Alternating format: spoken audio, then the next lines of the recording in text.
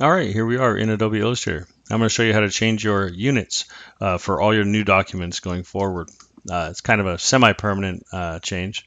So um, hit the Illustrator menu, Settings, Units, and then this is where you would change it. This will be for all your new documents going forward. So you can change it. I'm going to change it to pixels. Boom. But let's go ahead and do one more thing to show you a quick way to do this as well for the individual documents. So you, you just saw me go up here and do view and then rulers, right? So I'm showing rulers, and you right click on it. Now you've got you can change them right here, just on the fly. Really cool. You could do it from over here too on the left side. Doesn't matter. But keep in mind that this is only for this document. If you want to make a new document, it's going to be whatever was up here in these settings. So there's a difference, a point of difference there.